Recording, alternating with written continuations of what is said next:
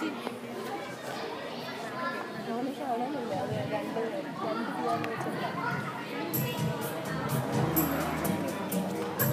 നിങ്ങളുടെ മുമ്പിൽ അവതരിപ്പിക്കുന്ന ഒരു പ്രകാശത്തിന്റെ കഥയാണ്.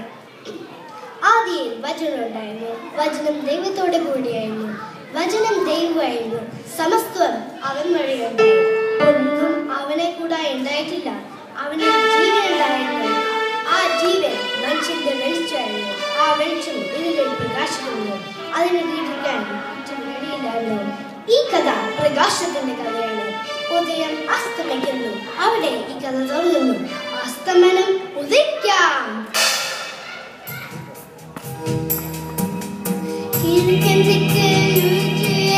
സൂര്യൻ പടിഞ്ഞാറ് മറയുന്ന സൂര്യൻ, ദിനങ്ങളോ ദിനങ്ങൾ, ദിനങ്ങൾക്ക് ജന്മം അവിടെ അവിടെ അവിടെ. ദിനങ്ങളെല്ലാം ഇരിക്കുന്ന ഒരു കൂട്ടം ആൾക്കാരുണ്ട്. അവർക്ക് കേൾക്കി പുതിയില്ല. നാളെ ദിനം കാത്തിരിക്കുന്നവർ.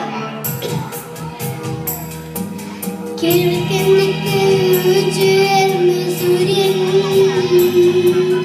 പടിഞ്ഞാറ് മറയുന്ന സൂര്യൻ, ദിനങ്ങളോ ദിനങ്ങൾ, ദിനങ്ങൾക്ക് ജന്മം അവിടെ അവിടെ അവിടെ. അവന്റെ ശബ്ദം ഈ ഭൂമുഖത്ത് തുറച്ച് നീക്കാത്ത പക്ഷം ഉദയം പടിഞ്ഞാറായിരിക്കും. അവൻ ദൈവപുത്രനും. കയ്യപ്പാസ് ജനങ്ങളുടെ പക്ഷത്തിന്റെ സൂക്ഷിക്കണം. ഇവന്റെ മേലങ്കിയാണ് നമ്മളുടെ വില. ഇനി അവൻ ശബ്ദിക്കില്ല. യൂദാസ് ഇസ്കറിയോത്തെ എണ്ണിയിട്ട നാണയങ്ങളുടെ വിലയുണ്ടെങ്കിൽ നാളെ അവനെ കൊന്നിരിക്കും. യൂദാസ് എന്ന് അവനെ ചുംബിക്കും.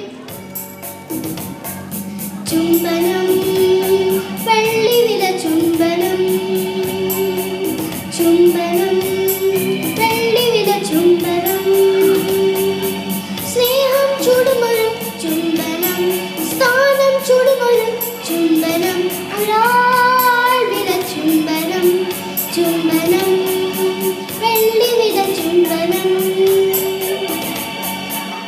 അതിനു വേണ്ടി യാത്ര രാത്രി ഏകാന്തതയായി. അതാ അവിടെ പോവുകയാണ്. ആളിപ്പഴുത്തി പന്തങ്ങളായിട്ടങ്ങളുമായി ഇരയെ തേടി അലയുന്നു മാംസദാഹികൾ, ഒരു നഴത്തേടി അലയുന്നു വ്യക്തദാഹികൾ. അവർക്ക് തീപ്പന്തങ്ങളാളുന്ന വഴി കാട്ടാൻ, തീപ്പന്തങ്ങളാളുന്ന വഴി കാട്ടാൻ. ഗെത്സമേൻ തോട്ടത്തിൽ അവിടെ എത്തിക്കഴിഞ്ഞു. ഏറ്റവും വലിയ യൂദാസ്. അവിടെ നിന്ന് യൂദാസ് മുന്നോട്ട് ചെന്നു. പ്രാർത്ഥിച്ചുകൊണ്ടിരുന്ന യേശുദേവനെ ഏറ്റു. യൂദാസ് യേശുവിനെ ചുംബിച്ചു. ഗുരു സുസ്തി. കൂടെ നിന്നവർ യേശുവിന്റെ നേരെ ഓടിയെത്തി. വിജയാട്ടഹാസം. ഇനിയെ കിട്ടിയിരിക്കുന്നു. പൂ പോലെ, പുഷ്പം പോലെ, വെറും പുല്ല് പോലെ. അവർക്ക് വിജയം പോലെ ആയാസമില്ലാത്തൊരു വിജയം.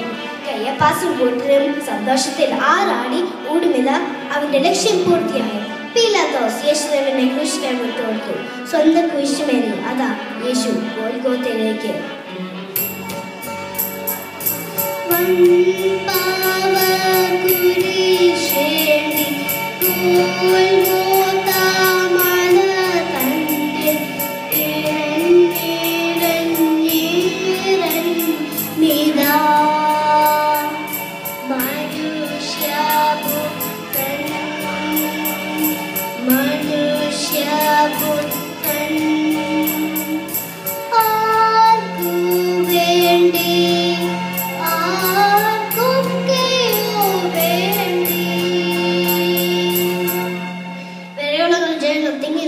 ആ കാഴ്ച കാണാൻ. എന്റെ മകനെ കണ്ടോ? യേശുവിനെ, എന്റെ മകനെ. യേശുവിന്റെ അമ്മ മകൻ വന്ന് പറഞ്ഞു ഓടിയെത്തി. ഒന്ന് കാണാൻ എത്ര നാളായി കണ്ടിട്ട്. ആരാ പറഞ്ഞു? അവൻ വരുന്നുണ്ട്. ജനങ്ങൾ തന്നെ പറഞ്ഞു. അതാ അതാ വരുന്നു എന്റെ മകൻ.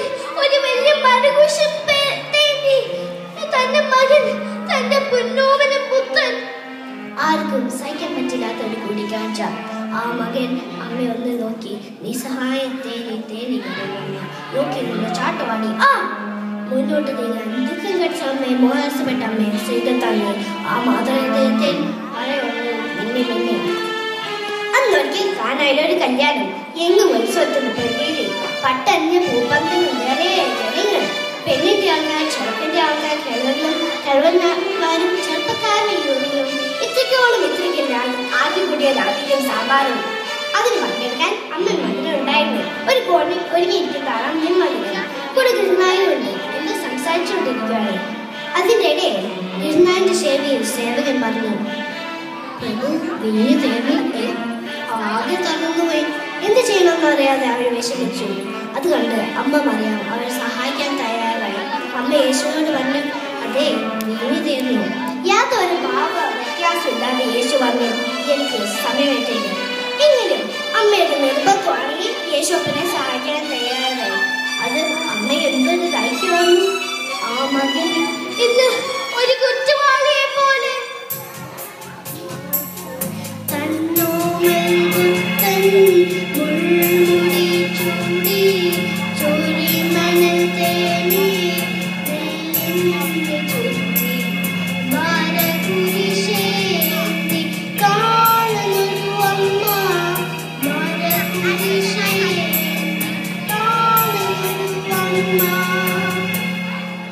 ആലസ്യത്തിന് ഉയർന്ന അമ്മ ഗോൽഗോത്തയിലേക്ക് നടന്നു. മകന്റെ പിന്നാലെ എല്ലാത്തിനും സാക്ഷിയായി.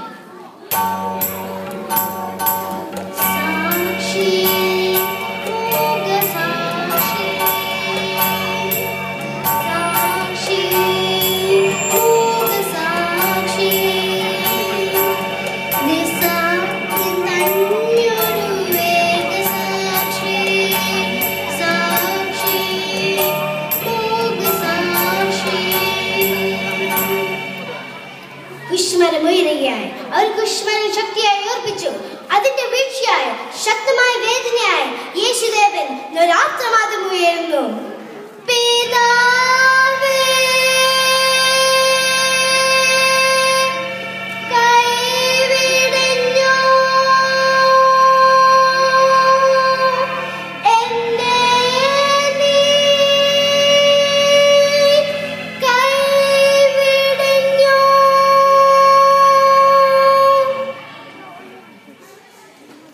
തിരുവെഴുത്തുകളെല്ലാം പൂർത്തിയായി. യേശുദേവൻ പിതാവിലേക്ക് ആത്മാവിനെ സമർപ്പിച്ചു. അസ്തമനം ഉദിക്കാം. അൻപത്തിക്കാരൻ ജോസഫ് പീലാത്തോസിന്റെ അനുമതിയെക്കൂടെ യേശോപ്പന്റെ ശരീരം ഏറ്റുവാങ്ങി നിക്കിതോസിന്റെ സഹായത്തിൽ സംസ്കരിച്ചു. രണ്ടാം ദിവസം തീരാൻ